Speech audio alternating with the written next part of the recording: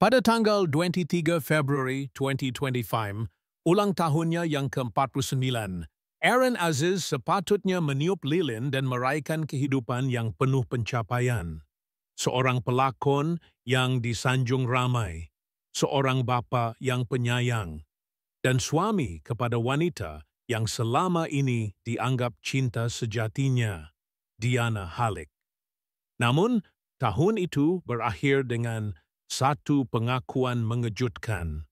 Pengkhianatan yang selama ini disimpan rapi akhirnya terluah. Dalam satu temu bual eksklusif yang penuh emosi, Aaron akhirnya pecah kesunyian. Suaranya bergetar, matanya merah, dan dunia seolah-olah berhenti berputar sesaat ketika dia berkata, "Saya tak sangka orang yang saya lindungi, yang saya cinta sepenuh hati, boleh berpaling begitu saja." Sudah hampir 2 dekad Aaron berdiri teguh dalam dunia hiburan, tetapi tidak pernah dia menunjukkan keretakan dalam rumah tangganya. Diana Halik, wanita yang dahulu juga menjadi pengurus kerjayanya, selalu digambarkan sebagai pendamping setia. Mereka tampil sebagai pasangan sempurna, harmoni, bahagia, dan tidak pernah sekalipun melontar bayang krisis. Namun, di balik senyuman di karpet merah, tersembunyi kisah luka yang perlahan-lahan membunuh jiwa seorang lelaki. Aaron mendedahkan bahwa semuanya bermula sekitar setahun yang lalu ketika hatinya mula berasa sesuatu yang tidak kena. Diana, katanya, mulai menjauh. Tiada lagi pesanan manis. Tiada lagi tawa di meja makan. Dia selalu beri alasan kerja, kata Aaron perlahan. Tapi naluri seorang suami, apatah lagi seorang lelaki yang pernah melihat sisi gelap dunia ini, tidak mudah dikelabui. Malam-malam tanpa suara, tatapan mata yang tidak lagi jujur, pelukan yang terasa dingin.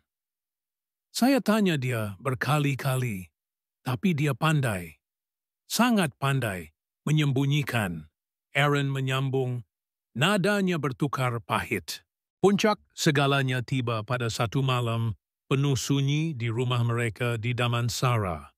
Aaron membuka telepon pintar milik Diana yang tertinggal di ruang tamu. Apa yang dijumpainya malam itu mengubah segalanya. Screenshot, rakaman suara, gambar-gambar yang tidak seharusnya ada, dan nama seorang lelaki yang tidak pernah terlintas di fikirannya. Hati saya jatuh berkecai waktu itu, macam dunia gelap terus. Saya rasa nak menjerit, tapi anak-anak tengah tidur, katanya sambil mengesat air mata yang berlinang tanpa segan. Persoalannya kini, siapa lelaki itu? Sejauh mana hubungan itu berlaku? Aaron tidak menyebut nama. Dia masih melindungi, masih menimbang-nimbang antara maruah dirinya dan rasa tanggung jawab terhadap anak-anak. Tapi raut wajahnya menceritakan lebih dari apa yang dibenarkannya ucap. Saya bukan malaikat, tapi saya cuba jadi suami yang terbaik. Saya korbankan banyak benda demi rumah tangga ni. Itulah kata-kata yang paling menusuk, kerana ia datang dari seorang lelaki yang jarang menunjukkan kelemahan. Perkahwinan mereka baru sahaja mencecah ulang tahun yang ke-19. Tapi kebenaran itu memadam segalanya hanya dalam satu malam. Dalam diam, Aaron menulis surat panjang pada Diana. Bukan untuk menuduh, tapi untuk bertanya dan meminta jawaban. Namun, yang diterimanya hanyalah kebisuan. Dan keesokan harinya, Diana meninggalkan rumah tanpa sepatah pun kata. Dia tidak kembali, tidak memandang ke belakang. Sejak itu, Aaron tinggal bersendirian di rumah yang dahulu menjadi tempat gelak tawa, kini hanya bergema dengan sunyi dan kenangan.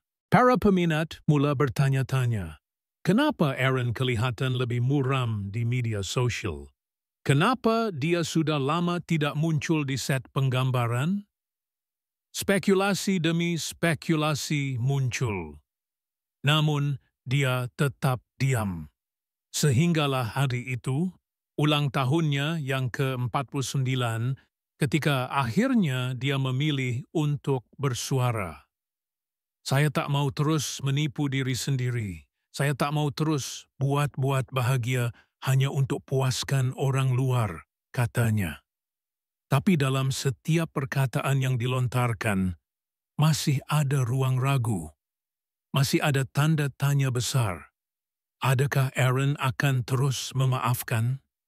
Atau adakah ini permulaan kepada sebuah perpisahan yang tidak mungkin dapat diselamatkan? Sahabat-sahabat rapat Aaron turut mengesahkan bahawa dia berada dalam keadaan mental yang sangat rapuh. Beberapa hari selepas pengakuan itu, dia menghilangkan diri ke Langkawi mencari ketenangan. Dalam gambar yang tersebar di media sosial, dia kelihatan duduk bersendirian di tepi pantai memandang laut lepas. Tidak ada caption, hanya sebaris doa yang ditulis di Instastory. Jika ini ujian, ya Tuhan, berikan aku kuatan untuk tidak membenci. Kini, masyarakat menanti. Apakah tindakan seterusnya Aaron Aziz? Adakah dia akan memfailkan penceraian? Atau adakah hati seorang suami, walau telah dikhianati, masih mampu untuk memaafkan dan melupakan? Lebih penting lagi, bagaimana dengan anak-anak mereka? Mereka yang tidak bersalah, yang selama ini membesar dalam rumah tangga yang tampak sempurna, tiba-tiba dihentam oleh kenyataan bahawa segala-galanya hanya satu ilusi. Haus, Aaron menutup temu bualnya dengan satu senyuman pahit. Senyuman yang tidak memerlukan penjelasan panjang. Senyuman yang menyembunyikan ribuan luka. Dan sebelum dia bangkit meninggalkan tempat duduknya, dia hanya berkata, "Saya sudah bersegalanya, lebihnya. Biarlah takdir yang tentukan." Aaron Aziz tidak pernah pandai berpura-pura.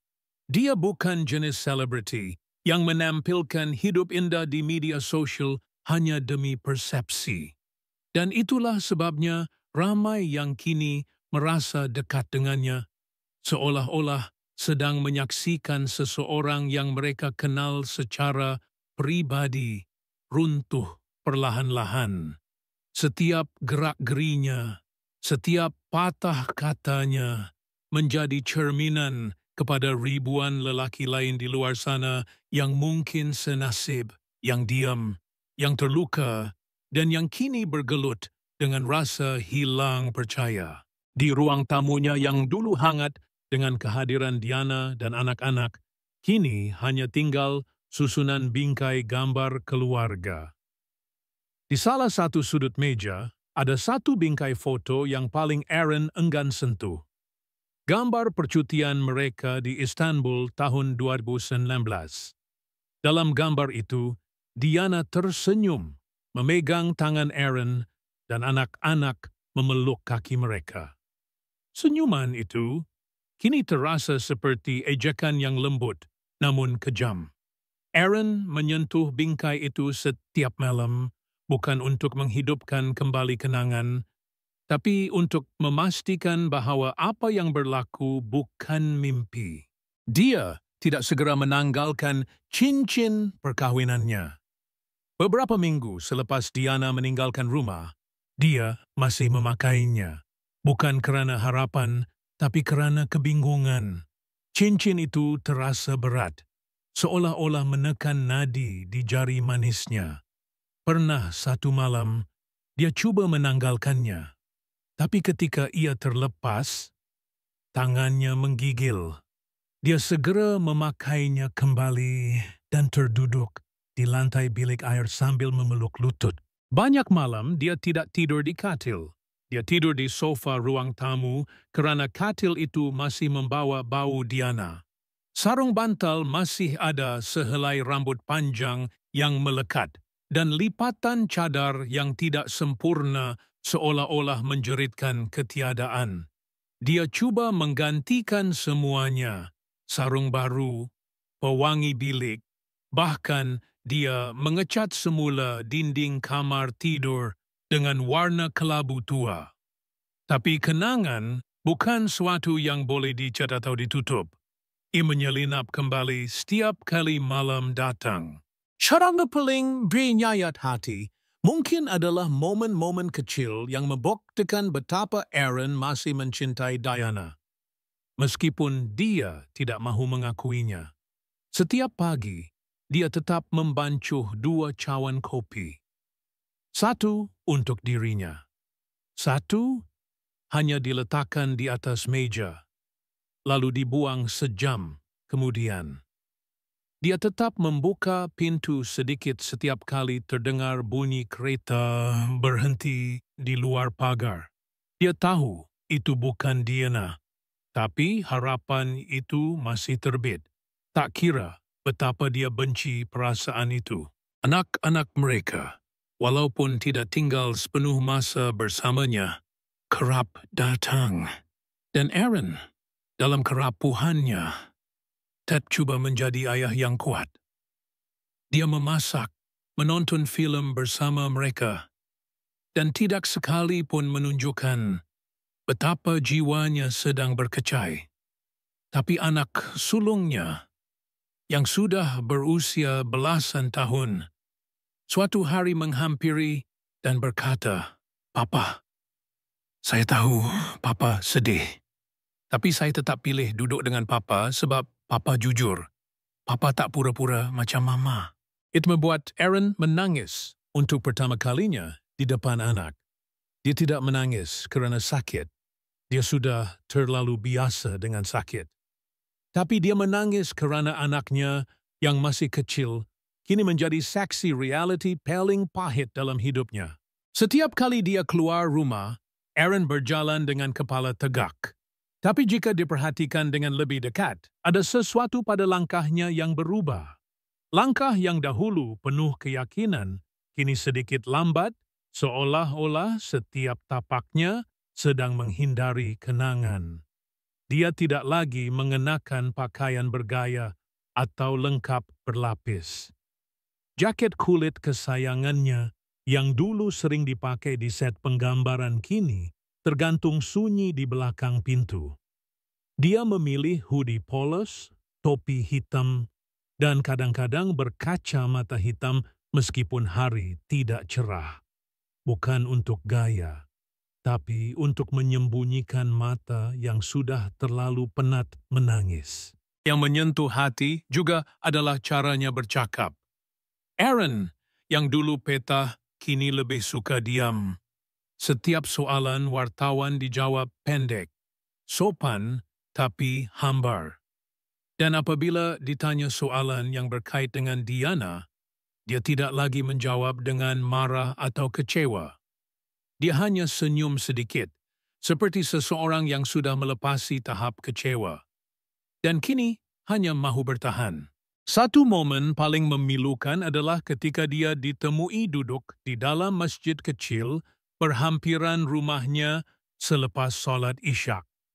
Jemaah masjid menceritakan bahawa Aaron datang hampir setiap malam dan akan duduk di saf paling belakang selepas solat, hanya memandang ke arah kiblat tanpa berkata apa-apa.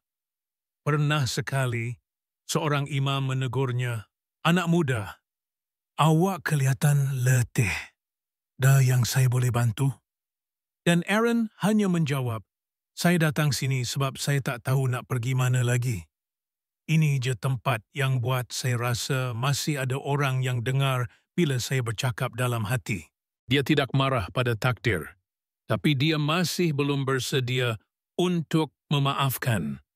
Tidak juga bersedia untuk melupakan. Dia hanya hidup dari satu hari ke satu hari dengan harapan bahwa satu saat nanti hatinya akan berhenti berdarah. Bahwa dunia akan berhenti bertanya. Bahwa gambar lama tidak lagi menghantui. Bahwa nama Diana Halik akhirnya akan menjadi sekadar nama dan bukan luka. Tapi untuk kini, Aaron Aziz masih menunggu. Masih bernafas di antara serpihan kenangan. Masih menjadi lelaki yang semua orang kenali. Tapi tidak lagi seperti dulu. Vokalnya masih berat, tubuhnya masih tegap, senyumannya masih ada. Tapi di dalam, jiwa itu kini retak 1000. Dan malam selalu lebih sunyi daripada yang kita sangka. Terdapat sesuatu yang aneh dalam cara Aaron Aziz memandang langit malam sejak kebelakangan ini. Seolah-olah dia sedang menunggu sesuatu turun dari langit, mungkin jawaban, atau sekadar satu tanda bahwa dia belum benar-benar kesorangan. Rumahnya sunyi, tapi bukan jenis sunyi yang biasa. Ia adalah sunyi yang bergema, seolah-olah setiap sudut tembok memanggil-manggil nama yang tidak lagi dijawab.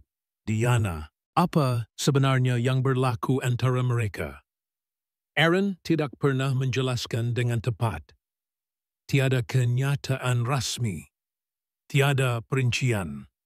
Hanya serpihan-serpihan kisah yang mengalir keluar seperti air dari retakan dinding, sedikit demi sedikit. Cukup untuk membuat kita ternganga, tetapi tidak pernah cukup untuk melengkapkan gambar penuh. Setiap kali wartawan bertanya siapa lelaki itu, lelaki yang mencuri perhatian Diana, lelaki yang menjadi bayangan dalam rumah tangga mereka, Aaron hanya memalingkan muka. Kadang-kadang dia senyum tipis, kadang-kadang dia tertawa kecil yang tidak membawa sebarang makna. Seolah-olah nama itu terlalu berbahaya untuk disebut. Seolah-olah dengan menyebutnya, satu gerbang akan terbuka, dan semua yang tersembunyi selama ini akan tumpah ke dunia tanpa kawalan. Ada kabar angin. Nama-nama yang berbisik di lorong-lorong belakang dunia hiburan. Ada yang mengatakan lelaki itu bukan orang baru. Malah pernah bekerja rapat dengan Aaron sendiri. Seorang rakan produksi. Atau mungkin seseorang dari masa lalu Diana yang kembali mengganggu. Tapi semua itu belum pernah disahkan. Aaron tetap diam. Dan dalam diamnya itulah cerita menjadi lebih berbahaya. Beberapa minggu selepas pengakuan pertamanya, Aaron mula memadam banyak gambar di media sosialnya. Bukan sahaja gambar bersama Diana, tetapi juga gambar dari projek-projek lama. Projek di mana Diana menjadi pengurusnya. Seolah-olah dia sedang mencungkil sisa-sisa kehadiran seseorang dari hidupnya. Tapi mengapa sekarang? Mengapa tidak dari awal? Atau adakah sesuatu baru yang dia ketahui? Beberapa pengikut rapat di Instagram menyadari satu perubahan pelik. Satu malam, Aaron memuat naik satu video pendek. Hanya 10 saat. Dalam video itu, dia berdiri di luar balkoni rumahnya, memandang ke langit malam. Ada bunyi azan di kejauhan. Wajahnya tenang, tapi matanya kosong. Tiada caption, tiada penjelasan. Dan sejam kemudian, video itu hilang, dipadam. Seolah-olah tidak pernah wujud. Yang lebih misteri, beberapa hari selepas itu, seorang pengguna Twitter memuat naik satu gambar.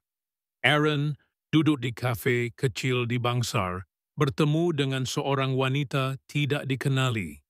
Wajah wanita itu kabur, tapi susuk tubuhnya bukan Diana. Peminat mula bertanya, siapa dia? Kenapa Aaron tidak menyorok? Atau adakah semuanya satu bentuk jawaban kepada pengkhianatan yang dialaminya? Namun begitu, Aaron tetap tidak memberi sebarang ulasan. Dia kembali tenggelam dalam kesunyian yang menjadi tembok pelindungnya. Setiap kali muncul di kaca televisyen, dia berperanan seperti biasa. Tapi mereka yang perasan tahu ada sesuatu yang berbeza.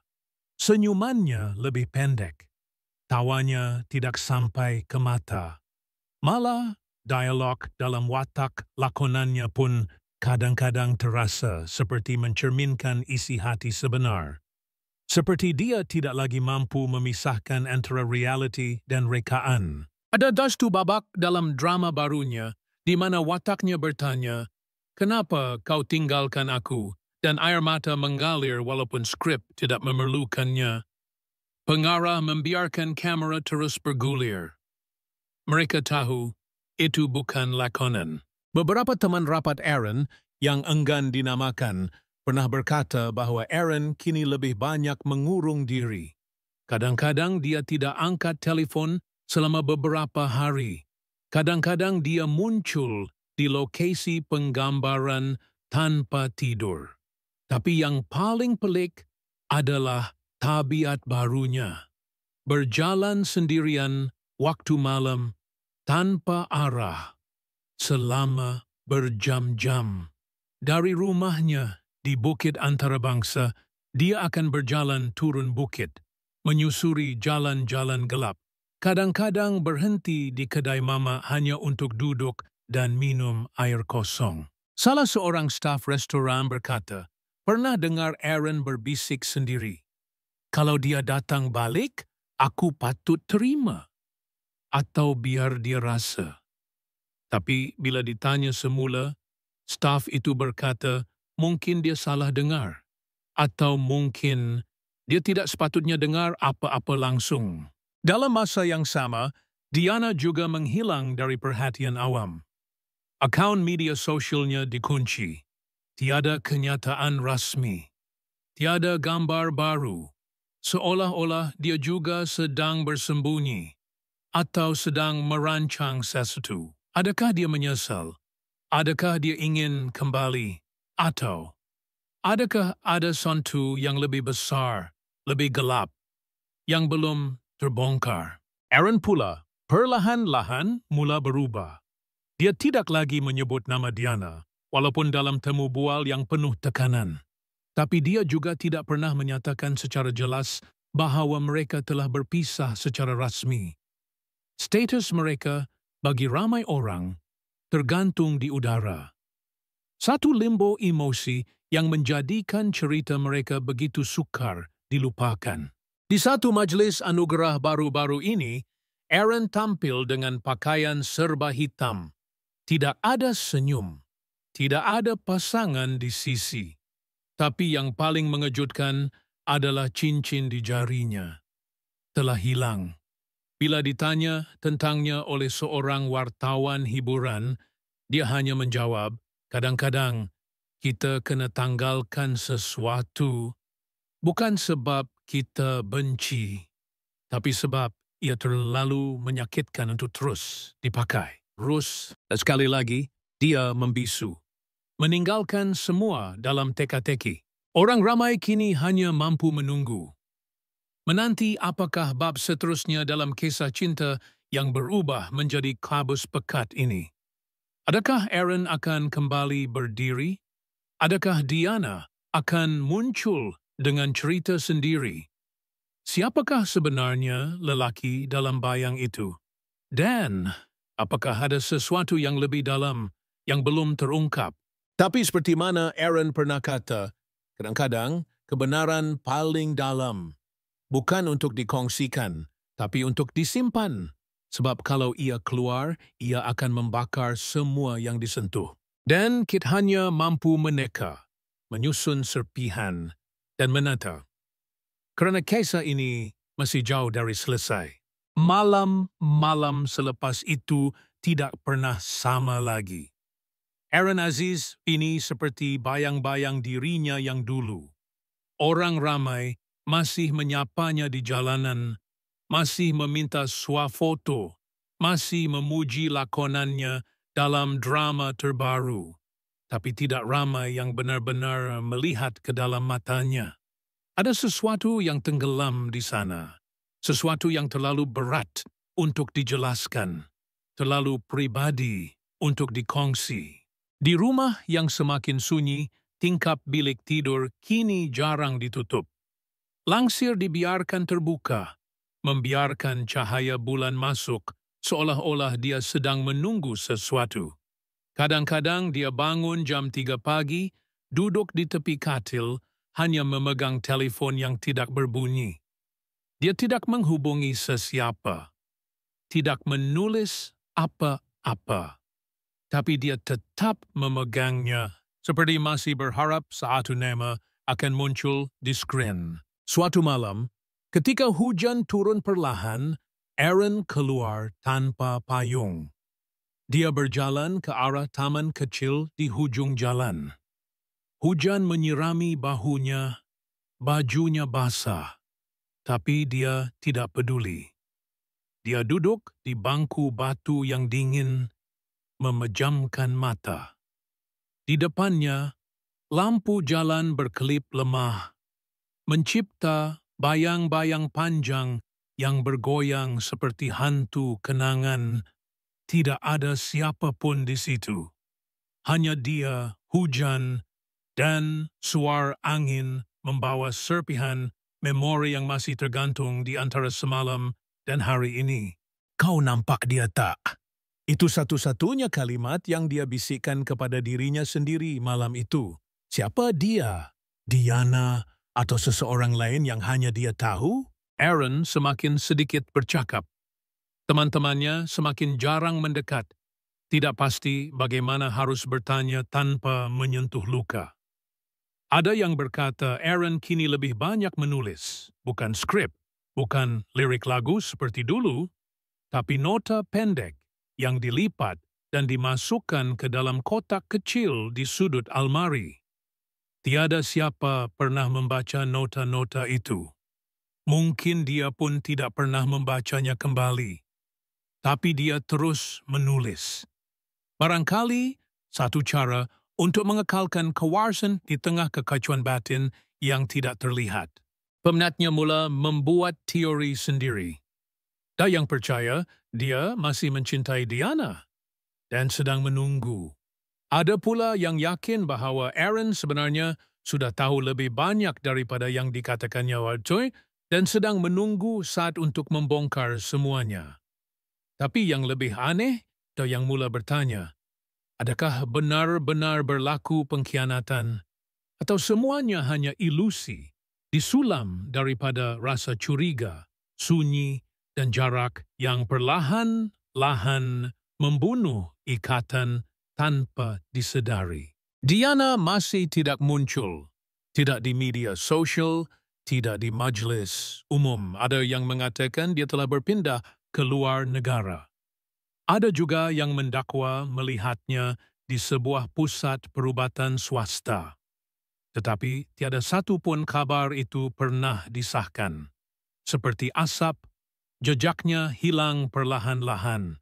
Yang tinggal hanyalah bayang dan nama yang masih berdesir di bibir mereka yang menyebut kisah ini dengan nada bisik. Pada satu malam tertentu, Aaron dilihat berdiri di hadapan rumah lama mereka. Rumah itu kini kosong, dijual beberapa bulan lalu.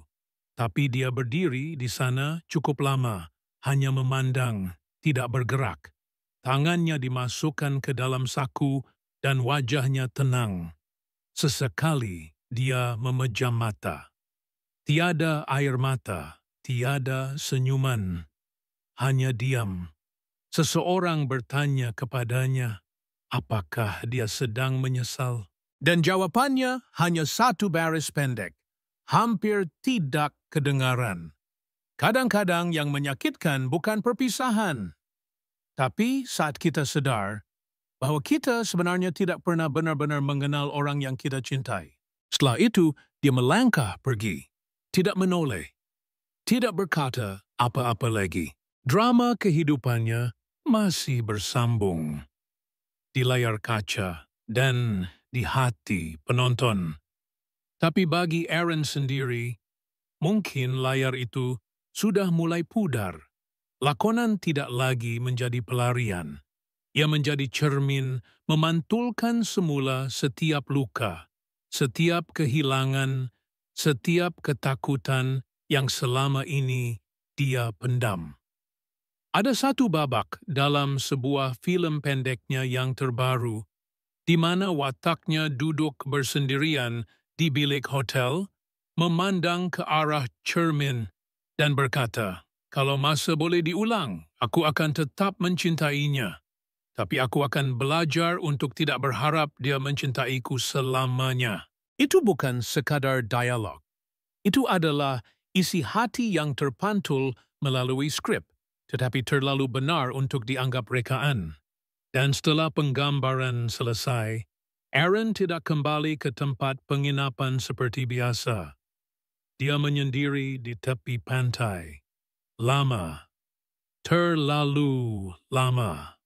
Ada saksi yang mengatakan dia menggali sesuatu di pasir, lalu menanam kotak kecil berwarna hitam. Apa yang ada di dalamnya? Tiada siapa tahu. Beberapa minggu kemudian, Instagramnya kosong. Semua gambar dipadam. Bio hanya tinggal satu kata, hilang. Tapi Aaron Aziz tidak benar-benar hilang. Dia masih ada. Masih berjalan di antara kita. Masih menjadi wajah di poster.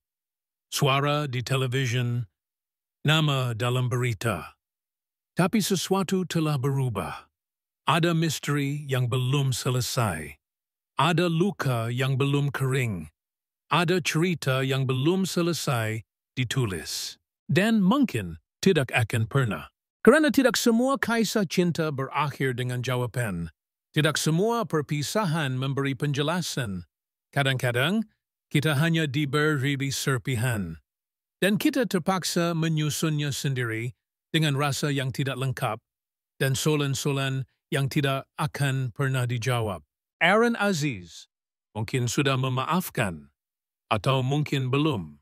Mungkin dia masih menunggu. Atau mungkin sudah pergi jauh ke tempat yang tiada siapa boleh mencarinya. Atau mungkin dia hanya sedang diam, menonton dunia cuba meneka. Dan dalam diam itu terdapat 1000 kemungkinan yang hanya dia tahu.